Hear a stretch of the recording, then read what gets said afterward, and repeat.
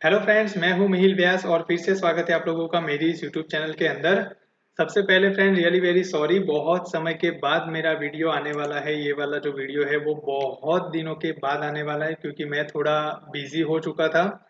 तो इसलिए वीडियोस नहीं बना पा रहा था। मैं जल्द से जल्द रिएक्ट स्टार्ट करना चाहता था मैं, लेकिन कुछ काम की वजह से यहाँ पे वीडियोस जो है वो एक्मास्क्रिप्ट के स्टॉप हो चुके थे।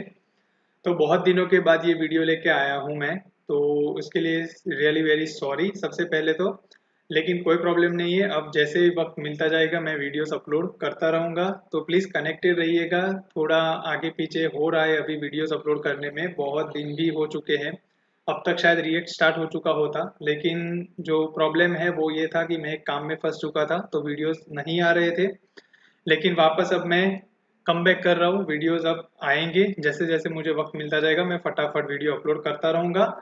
यहाँ पे एक्मा स्क्रिप्ट की जो हमारी सीरीज चल रही थी फ्रेंड्स, उसमें एक स्टोरी मैंने बनाई थी अपने हिसाब से, तो वो हम आगे बढ़ रहे हैं उस स्टोरी के अंदर। लास्ट टाइम हमने रेस्ट पैरामीटर के बारे में देख लिया था। अब यहाँ पे मैक्सिमम 5 या 6 वीडियोस या उसके आसपास वीडियोस आएंगे, 5 6 या 7 8 जो भी हैं। तो वो वीडियोस आएंगे, उसके बाद हम लोग रिएक्ट स्टार्ट कर देंगे और बाकी के जो टॉपिक है वो मैं लेटर ऑन यहाँ पे ऐड करता रहूंगा। तो प्लीज आप सब्सक्राइब कर लेना ताकि नोटिफिकेशन भी मिले, तो वो टॉपिक्स आपके छूटे नहीं बस। ठीक है, तो उतना कर लीजिएगा, सब्सक्राइब कर लीजिएगा ताकि नोटिफिकेशन मिले, क्योंकि थोड़े टॉपिक्स ऐसे हैं जो मैं बाद में अपलोड करूंगा, लेकिन पहले रिएक्ट स्टार्ट कर दूंगा। तो हमारा क्या है कि रिएक्ट भी स्टार्ट हो जाए और आप लोग देख भी सको, ठीक है। लेकिन उससे पहले थोड़े वीडियो है जो मैं बोल रहा हूँ, 5 6 वीडियो या 7 8 वीडियो जो है वो अभी के लिए यहाँ पे डाल दूंगा, अपलोड कर लूंगा। उसके बाद हम लोग रिएक्ट स्टार्ट जल्द से जल्द कर देंगे, टेंशन मत लीजिएगा, ओके। चलिए, तो फिर हमारी स्टोरी को आगे लेकर चलते हैं। जो पहले वीडियो देखा था हमने वो रेस्ट पैरामीटर का था कि किस तरह से हम लोग फंक्शन के अंदर रेस्ट पैरामीटर जो है वो डाल सकते हैं, और उसके बारे में हमने जाना था, प्रैक्टिकली भी देखा था कि किस तरह से वो काम करता है, ओके। आज का जो वो हमारा वीडियो होने वाला है वो होने वाला है स्प्रेड ऑपरेटर्स के बारे में, जो कि मैंने बोला था कि अगला वीडियो आएगा स्प्रेड ऑपरेटर के बारे में। तो ये स्प्रेड ऑपरेटर के बारे में हमारा आज का जो वीडियो है वो होने वाला है। अब स्प्रेड ऑपरेटर है क्या, उसके बारे में हम लोग थोड़ी चर्चा करेंगे।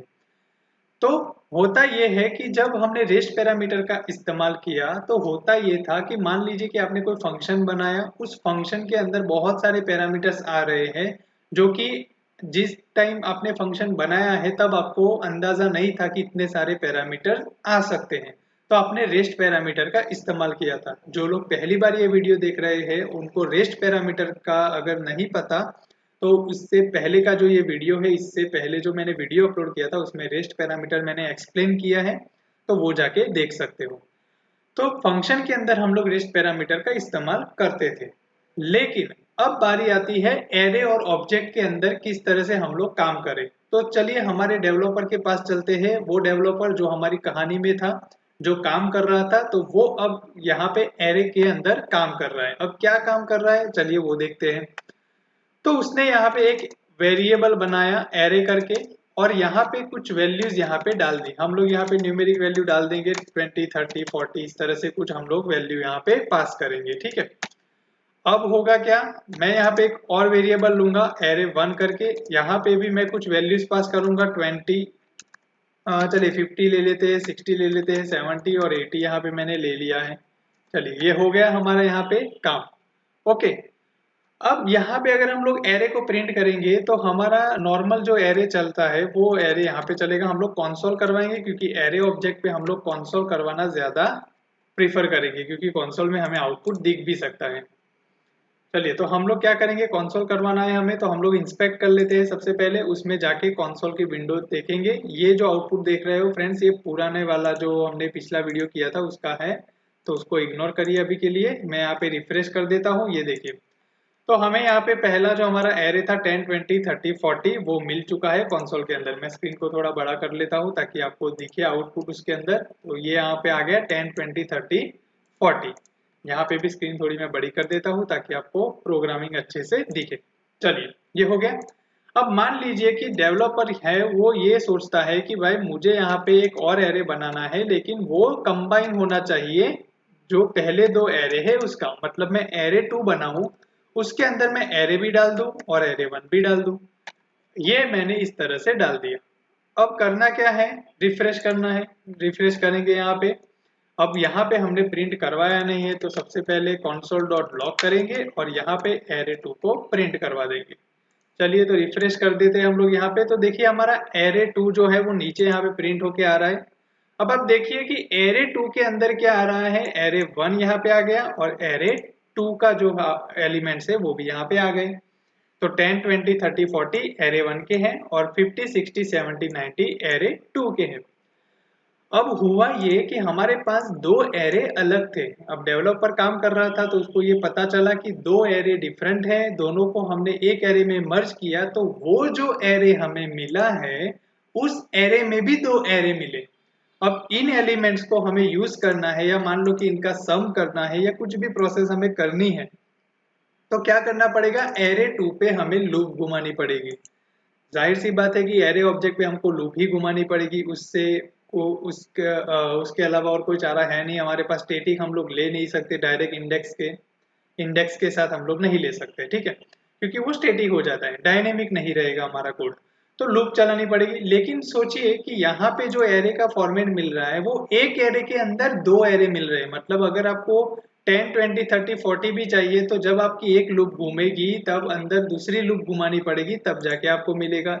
चलिए हम लोग यहाँ पे फॉर लूप घुमाते हैं और यहाँ पे क्या करेंगे, हम लोग एक वेरिएबल ले लेंगे आई करके, या जो भी आपको नाम पसंद हो वो वेरिएबल का नाम ले लो। आई लेस देन कहाँ पे हम लोग काम करेंगे, यहाँ पे array2 डॉट लेंथ हम लोग यहाँ पे कर सकते हैं, length लेंथ हम लोग यहाँ पे लेंगे i प्लस प्लस, आई को इंक्रीमेंट करवाएंगे। अब यहाँ पे जो खेल है वो यहाँ पे आएगा कि हम console.log करेंगे और console.log में करेंगे क्या, array of 2 करके यहाँ पे i को मैं पास करवा दूंगा।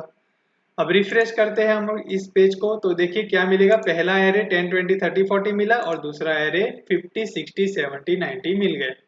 अब मान लीजिए कि मुझे 10, 20, 30, 40 का सम चाहिए तो मुझे इसके अंदर ये जो एरे ऑफ 2 आई मिला, एरे 2 ऑफ आई जो मिला है उसके अंदर भी मुझे उस पर भी लूप चलानी पड़ेगी, तब जाके मेरा वो काम होगा। तो मैं यहाँ पे क्या कर सकता हूँ, यहाँ पे दोबारा एक वेरिएबल लूंगा, j इज इक्वल टू 0 लूंगा, फिर मैं j लूंगा लेस देन एरे 2 ऑफ आई, फिर क्या करेंगे डॉट लेंथ वापस यहाँ पे लेंगे और j प्लस प्लस यहाँ पे कर देंगे।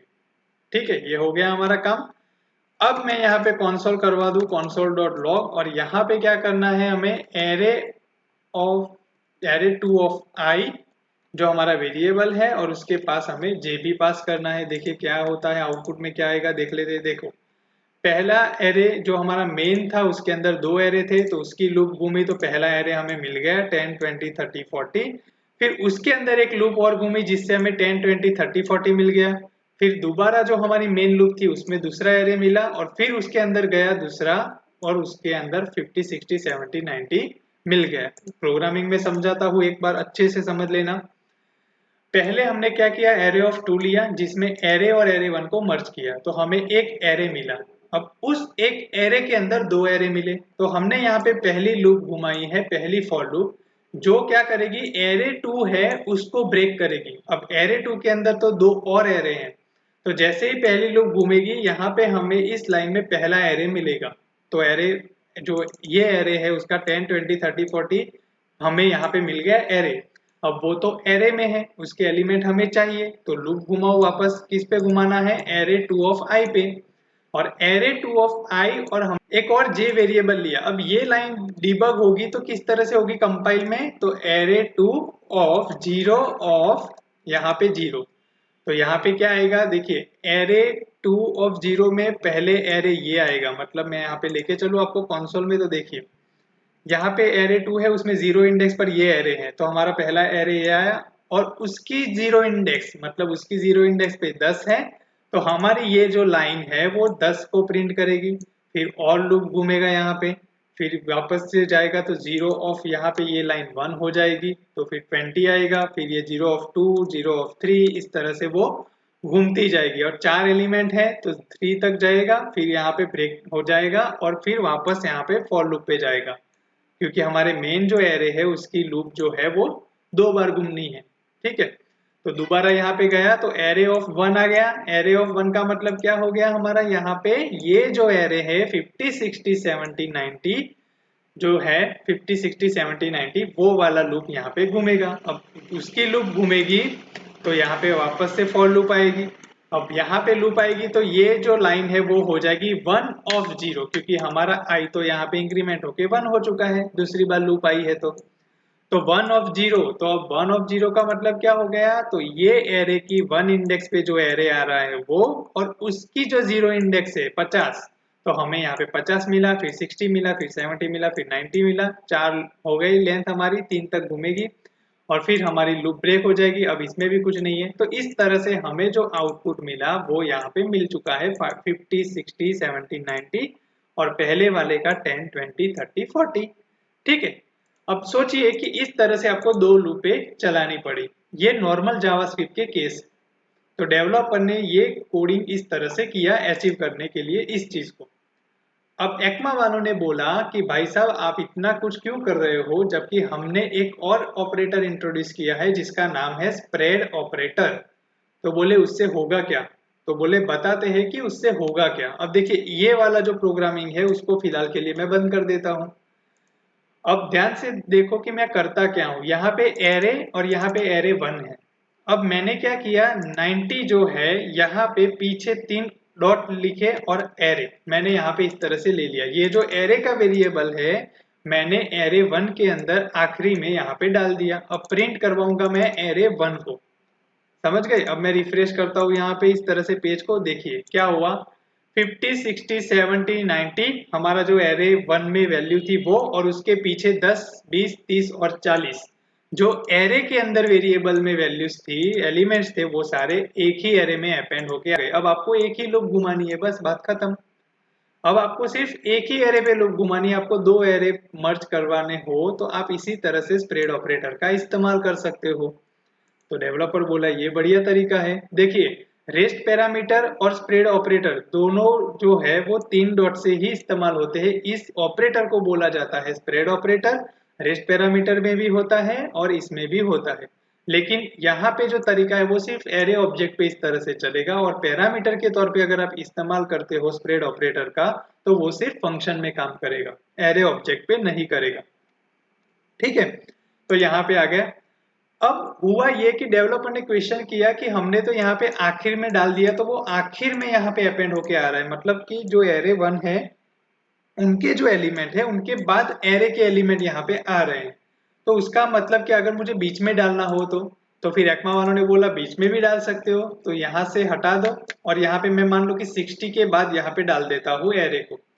तो अब देखो रिफ्रेश करता हूं मैं यहाँ पे, तो ये देखिए 50 60 और फिर जो एरे डाला उसका 10 20 30 40 आएगा, फिर एरे 1 के 70 और 90 यहाँ पे आएंगे। तो बीच में आपने रिप्लेस करवा दिया, मतलब प्लेस करवा दिया, रिप्लेस नहीं बोल सकते, प्लेस। तो आप यहाँ पे बीच में कहीं पे भी उस पैरामीटर को डाल सकते हो। तो ये एक तरीका है आपका एरे जो है वो स्प्रेड ऑपरेटर से कैसे चलेगा। सेम तरीका आप ऑब्जेक्ट में भी इस्तेमाल कर सकते हो। अगर आपके पास एक ऑब्जेक्ट है, जैसे कि मैं यहाँ पे एक ले लेता हूँ ऑब्जेक्ट 1 करके कुछ ले लेते हैं हम लोग यहाँ पे। अब उसमें मैं क्या कर सकता हूँ, नेम डाल सकता हूँ, नेम के अंदर मैं कुछ वैल्यू डाल दूँ, मिहिल डाल दूँ, मेरा नाम डाल देता हूँ। फिर यहाँ पे मैं फ़ोन नंबर डाल देता हूँ, फ़ोन करके की है उसको डाल देता हूँ। यहाँ पे मैं कुछ भी नंबर अभी के लिए डाल देता हूँ, ठीक है। पॉइंट में नंबर आएगा नहीं तो कुछ भी नंबर मैं यहाँ पे डाल देता हूँ। चलिए ये काम हो गया हमारा 2 की का। अब यहाँ पे ऑब्जेक्ट 2 है, मैं उसको भी ले लेता हूँ और यहाँ पे चलेंगे। इसके अंदर मैं ईमेल डाल देता हूँ, सपोज कि ईमेल डाल दिया मैंने, यहाँ पे कुछ भी है, यहाँ पे अभी के लिए जो भी डेटा है वो डाल दिया मैंने। फिर मैं यहाँ पे कोड कोई डाल देता हूँ यहाँ पे कि भाई रिएक्ट करके कोई कोड यहाँ पे मैंने डाल दिया। चलिए तो ये हो गया हमारा काम। अब console डॉट लॉग करवाते हैं किसे, ऑब्जेक्ट 2 को। चलिए यहाँ पे ऑब्जेक्ट 2 हमने console डॉट लॉग करवाया। अब यहाँ पे मैं पीछे ऑब्जेक्ट 1 इस तरह से डाल देता हूँ। तो ये ऑब्जेक्ट 1 हो गया, यहाँ पे हमने स्प्रेड ऑपरेटर का यूज करके डाल दिया। अब हमने इंस्पेक्ट करवाया है, कंसोल करवाया है, तो ये देखिए ईमेल और कोड के पीछे नेम और फोन नंबर भी आ जाएगा। ठीक है, देख लिया यहाँ पे आउटपुट में आ रहा है, नेम और फोन भी हमारा इंक्लूड होके आ गया। तो ऑब्जेक्ट के अंदर भी ये आपका चलेगा। अब दूसरी बात कि मान लीजिए कि किसी ने यहाँ पे एक और नेम डाला है इसी ऑब्जेक्ट के अंदर। नेम डाल दिया मैंने, मान लो कि यहाँ पे कुछ और भी नाम डाल दिया, अजय डाल दिया या जो भी नाम है वो डाल दिया। अब रिफ्रेश करेंगे तो क्या होना चाहिए, रिफ्रेश करेंगे, देखिए नेम मिहिल, फिर ईमेल, फिर कोड रिएक्ट और फोन यहाँ पे आ गया। अब देखो नेम जो है वो रिप्लेस कर देगा मिहिल के साथ। समझ में आ गया। पहले मैंने यहाँ पे नेम डाला था, लेकिन जो जैसे ही ऑब्जेक्ट वन हमने ऐड किया इसके अंदर तो उसका जो नाम था मिहिल उसने अजय पे ओवरराइट कर दिया। तो इस तरह से अगर आपने सेम की डाली है दोनों ऑब्जेक्ट में, अगर आप उसको ऐड करवा रहे हो, मर्ज करवा रहे हो, तो फिर वो रिप्लेस करेगा आपकी वैल्यू से, जो सेम की है उसमें जो भी वैल्यू ऐड हो रही है उसमें होगा। चलिए एक और बात यहाँ पे नोटिस करने जैसी है वो मैं बता दूं। देखिए एरे के केस में क्या हुआ कि यहाँ पे आपने जिस वेरिएबल के अंदर स्प्रेड ऑपरेटर का यूज करके जो एरे डाला है वो यहाँ पे अपेंड हो रहा है उसके अंदर। तो आपको ध्यान ये रखना है कि आपकी जो सीक्वेंस है वो कैसे रहनी चाहिए। मतलब कि देखो यहाँ पे 50-60 के बीच में आपने डाला, चलो सही बात है। मान लो कि एरे में 10 20 30 40 ऊपर रहना चाहिए, पहले आने चाहिए, तो फिर आपको यहाँ पे एरे जो है उसको हटाना है और यहाँ पे पहले डाल दो। ठीक है, जैसे ही हम लोग पहले डालेंगे रिफ्रेश करेंगे तो आपका 10 20 30 40 जो है वो पहले आ जाएगा। ठीक है, तो ध्यान रखना है जब आपको सीक्वेंस मेंटेन करनी है कि ये वैल्यू मेरी पहले आनी चाहिए। अब मान लो कि यहाँ पे ऑब्जेक्ट है, उसको हम लोग क्या करते हैं, कट करते हैं यहाँ से और पहले डाल देते हैं। सब कुछ मैंने यहाँ पे पहले डाल दिया, ठीक है, ऑब्जेक्ट वन को पहले ही डाल दिया। यहाँ पे रिफ्रेश करेंगे हम लोग यहाँ पे जाके तो देखिए अब नेम अजय आएगा, फोन नंबर आएगा, फिर ईमेल और कोड हमारा ऐड होगा, लेकिन अब नेम में अजय आएगा। क्यों आएगा, देखिए इसीलिए मैं सीक्वेंस की बात कर रहा था। देखिए पहले क्या हुआ था कि नेम मिहिल था वो आखिर में अपेंड होता था ऑब्जेक्ट टू के अंदर। तो पहले नेम अजय रीड किया ऑब्जेक्ट टू ने, लेकिन जैसे ही ऑब्जेक्ट वन उसके अंदर ऐड हुआ तो नेम मिहिल ने रिप्लेस कर दिया नेम अजय के साथ। तो अब हमारा नेम मिहिल हो चुका था उस केस में। अब हुआ क्या, पहले ऑब्जेक्ट वन हमने अपेंड करवा दिया ऑब्जेक्ट टू के अंदर, उसके बाद ऑब्जेक्ट टू के जो एलिमेंट्स है वो है। तो होगा ये कि ऑब्जेक्ट वन नेम और मिहिल फोन यहाँ पे आ चुका है। मतलब कि ये लाइन जो है आपकी नीचे वाली लाइन में यहाँ पे दिखा रहा हूँ, उस लाइन ने क्या किया, यहाँ पे नेम और मिहिल यहाँ पे ला दिया कंपाइल करके, फिर यहाँ पे फोन, फोन वाली जो की है उसको भी ला दिया, यहाँ पे जो भी हमारी की थी वो जो भी है वो ला दिया। फिर यहाँ पे नेम आया ऑब्जेक्ट टू का, यहाँ पे जो नेम आया वो आया ऑब्जेक्ट टू का, क्या है, अजय है। तो होगा ये कि अजय जो है वो यहाँ पे अब क्या होगा, रिप्लेस करेगा मिहिल से। तो इसीलिए अब हमको नेम अजय मिलता है यहाँ पे ऑब्जेक्ट टू का, ना कि ऑब्जेक्ट वन का मिहिल मिलता है। समझ में आ गया। इस तरह से आपकी लाइन जो है वो कंपाइल हुई है बैकएंड के अंदर। तो जो भी आप सीक्वेंस में आप रखना चाहते हो, आपका जो आउटपुट है उस रिक्वायरमेंट के हिसाब से आप अपनी सीक्वेंस को मेंटेन करो और जो वेरिएबल है उनको उस तरह से मर्ज करवाओ। ठीक है, ताकि कोई गड़बड़ ना हो आपके आउटपुट के अंदर। तो ये था फ्रेंड्स आपका स्प्रेड ऑपरेटर। स्प्रेड ऑपरेटर और रेस्ट पैरामीटर दोनों में जो ऑपरेटर यूज होता है उसको बोला ही जाता है स्प्रेड ऑपरेटर। 3 डॉट से इस्तेमाल होंगे।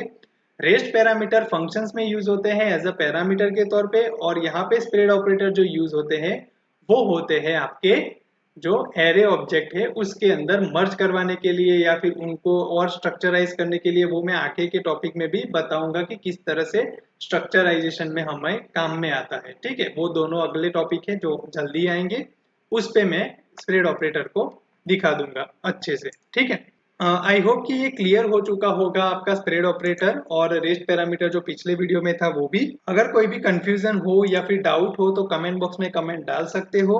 मैं ट्राई करूंगा आपकी कंफ्यूजन को सॉल्व करने की, सॉर्ट आउट करने की। ठीक है, बाकी जुड़े रहिएगा मेरी चैनल के साथ। अब वीडियोस आते रहेंगे, जब भी मुझे वक्त मिलेगा मैं अपलोड करता रहूंगा और जल्द से जल्द रिएक्ट भी हम लोग स्टार्ट करेंगे। ठीक है, तो मिलेंगे नेक्स्ट वीडियो के अंदर। Thanks for watching this video, take care and bye bye.